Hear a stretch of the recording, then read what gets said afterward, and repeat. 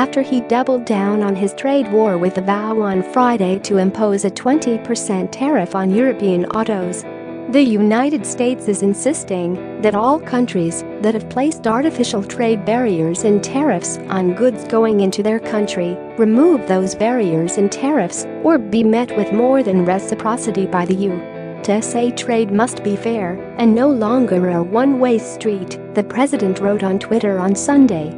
Trump blasted steep European Union import duties on U.S. cars a month after his administration began an investigation of whether European duties on cars posed a threat to U.S. national security. Trump leveled the threat hours after the EU slapped $3.3 billion tariffs on U.S. products.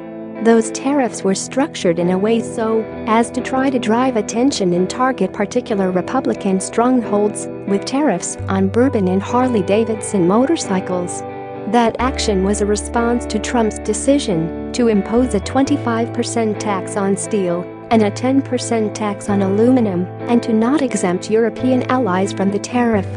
Trump used a special national security exception to take the trade action, allowing him to avoid going through Congress.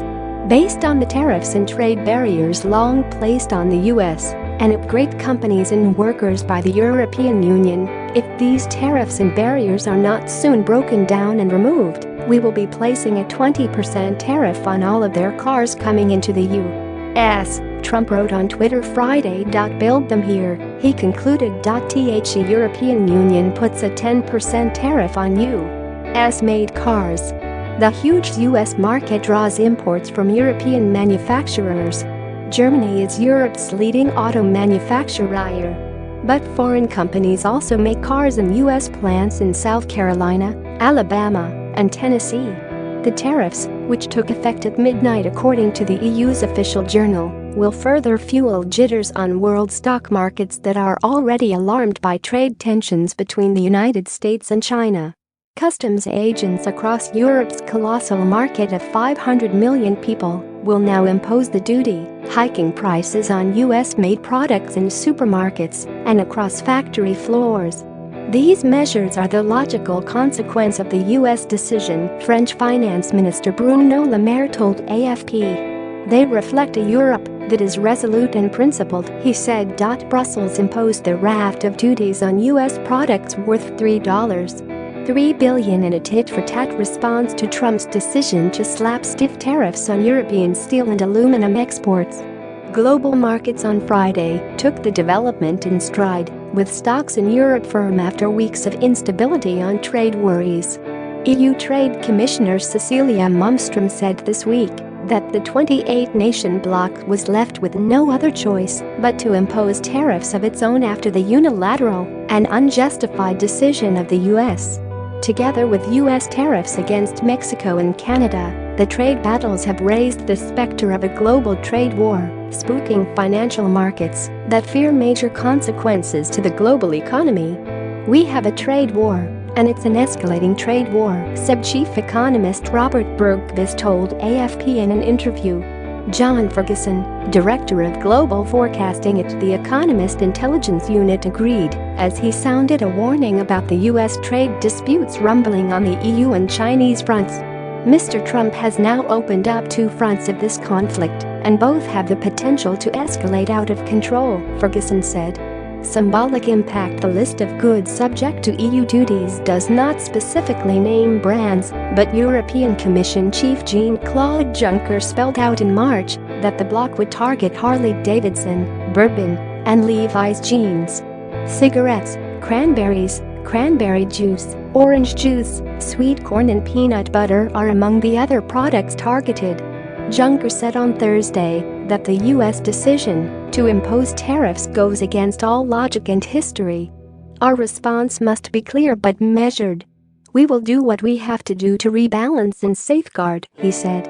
European consumers would be able to find alternatives, European Commission Vice President for Trade Jyrki Katainen said.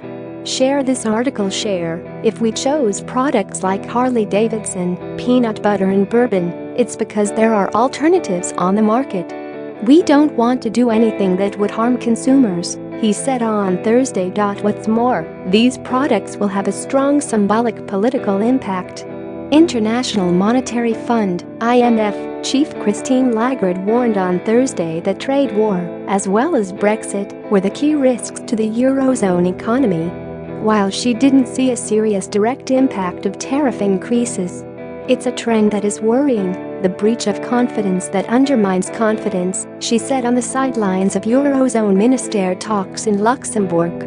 Relations reach new lows. Transatlantic ties are at their lowest level for many years due to rows over a host of issues, including the Paris Climate Agreement and the Iran nuclear deal. Relations plummeted new depths at the recent G7 summit, when Trump abruptly rejected the joint statement and bitterly insulted his Canadian host, Prime Minister Justin Trudeau. Trump claimed America had been obliged to levy the metals tariffs as it has been exploited as the world's piggy bank. He is also targeting EU auto imports, with a U.S. probe now underway. Trump's outbursts were the latest in which he has clashed with America's closest allies, even as he has had warm words for autocrats like North Korean leader Kim Jong-un, with whom he had a historic meeting earlier this month, and Russia's Vladimir Putin. But U.S. Assistant Secretary of State for European and Eurasian Affairs Wes Mitchell said on Thursday that Trump's approach towards his allies was about strategic renovation.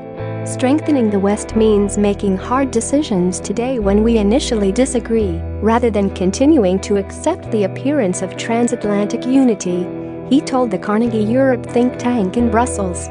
A spokesman for Jaguar Land Rover said it was concerned about the potential implications for its exports, adding, "The U.S. is a key market for Jaguar Land Rover. Fair trade, without additional tariffs, is essential for us to remain competitive as a business."